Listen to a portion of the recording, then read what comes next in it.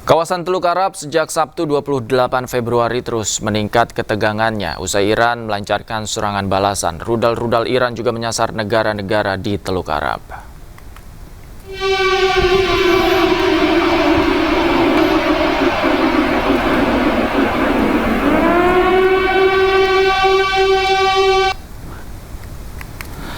Kementerian Pertahanan Uni Emirat Arab merilis sistem pertahanan udaranya berhasil mencegat rudal dan drone Iran. Terhitung 11 rudal balistik dan 123 drone milik Iran yang masuk wilayah udara Uni Emirat Arab berhasil dicegat. Sementara satu rudal Iran berhasil menghantam namun tidak ada korban jiwa. Qatar menjadi salah satu negara teluk yang diserang rudal Iran dengan target fasilitas militer Amerika.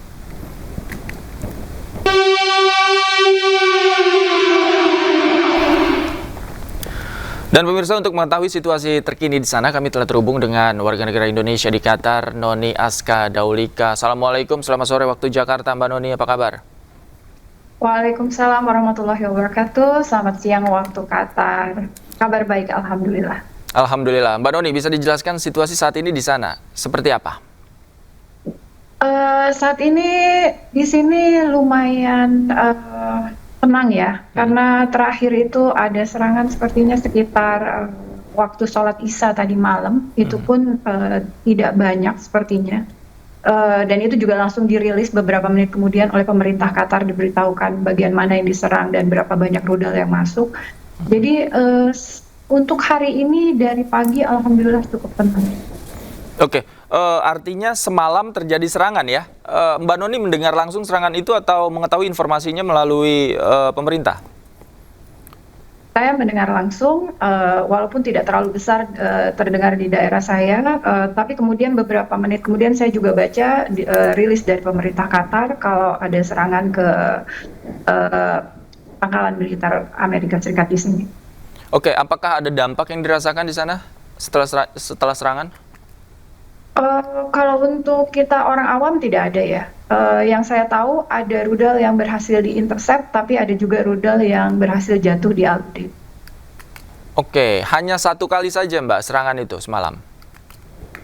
Iya, semalam hanya satu kali yang saya rasakan ya, dan yang saya baca informasinya itu ya hanya satu kali. Oke, Mbak, kalau dari aktivitas di sana, mungkin Mbak sempat keluar melihat situasi di jalanan, di lingkungan, seperti apa Mbak? Apakah ada penambahan jumlah personil keamanan di sana? Secara umum tidak terlalu ya sebenarnya gitu.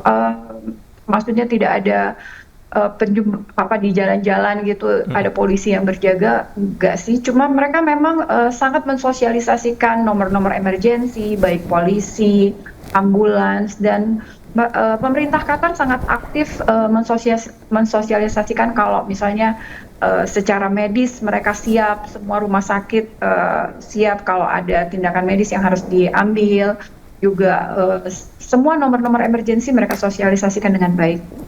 Oke, kalau imbauan apa yang boleh dilakukan, apa yang tidak boleh dilakukan itu juga diinformasikan nggak Mbak?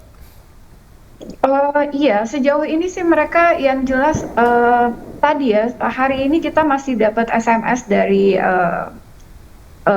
Kementerian Dalam Negeri Qatar, MOI, itu kita masih dapat himbauan kalau safety precautions, jadi mereka masih menghimbau kita untuk sebaiknya ada di dalam rumah saja, tidak banyak berada di luar rumah, tapi tidak ada larangan seperti misalnya kita harus belanja keluar atau misalnya isi bensin. Even di sini sholat tarawih itu masih ada.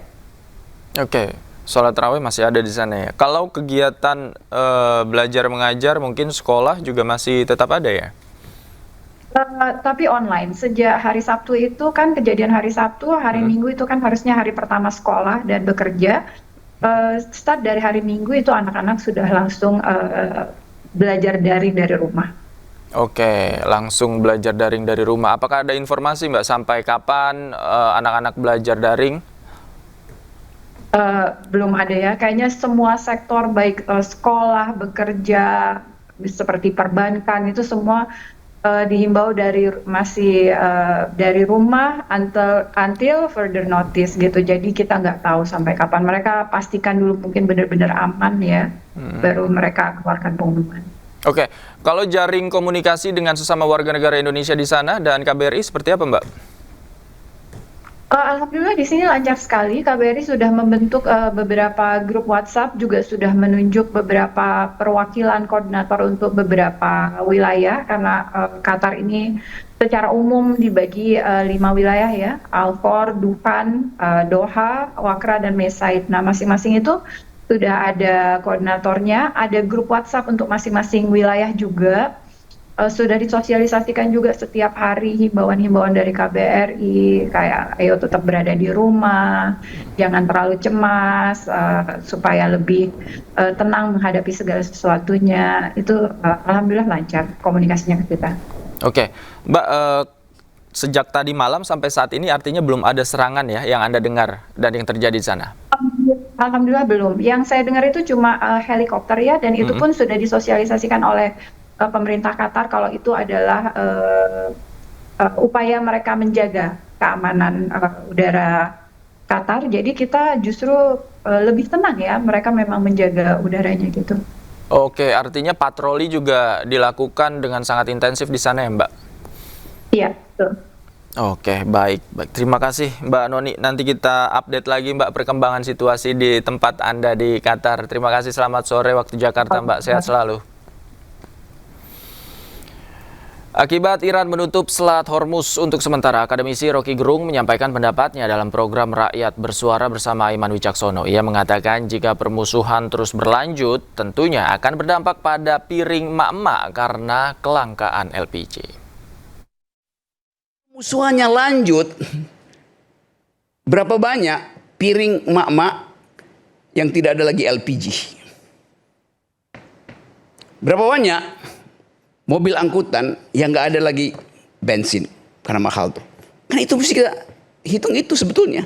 Jadi nggak usah sok-sok nganalisis perang itu nggak mampu. Mending mulai membaca mitigasi apa yang akan kita pakai untuk memperbaiki postur APBN kita tuh. Dan itu yang akan terhantam pertama kali. Itu yang mestinya dibicarakan. Kalau APBN nggak bisa diubah posturnya, masih soal MBG, malah perubahan segala macam itu, ya mak-mak yang bakal ngamuk, mak-mak yang akan angkat perang dengan Prabowo tuh. Real begitu realnya kan? Kan kita bisa baca dari awal tuh. Kalau Hormuz itu 2 bulan aja.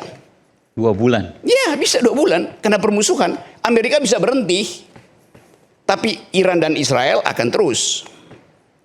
Jadi ini konsekuensinya tuh. Sekarang coba kita bayangkan misalnya, oh ya apa yang mesti dilakukan oleh Presiden Prabowo? Gratiskan listrik. Gratiskan listrik? Ya. Bagi kompor listrik ke mak-mak. Supaya dia nggak turun di jalan. Bahwa soal energi ke depan, Bung Rocky, Ya. itu akan menjadi masalah yang serius. Kalau 2 bulan saja Hormuz ditutup. Nggak ada 2 bulan, 2 minggu ini. 2 minggu bahkan? Dan nggak ada mitigasi di Indonesia. Mak-mak mau pakai apa? Gojek berapa harganya tuh? Sekarang prediksinya $100 per barrel. Masuk ke Indonesia akumulasinya berapa? Coba alternatif energi apa? 70% minyak dari Amerika. Iya, dia itu bagian yang ada statistiknya, grafiknya tuh. Tapi realnya itu mak-mak nunggu 2 minggu ini dia mau pakai apa? Lebaran gimana? Gojek mau kasih harga berapa? Itu cara yang paling mudah, gratiskan listrik. Listrik gratis. Mama bisa, masa nggak bisa? Kasih dia kompor listrik. Kan cuma itu energi yang kita pakai, dan surplus energi kan, listrik kita kan surplus. Kenapa? Karena ada deindustrialisasi, bukan karena ada power plant baru. Karena pabrik-pabrik kabur dari Indonesia, listrik berlebih. Oversupply. Blessing disguise. Buat subsidi. Gratiskan aja. Kalau Presiden Prabowo mau menstabilkan keadaan,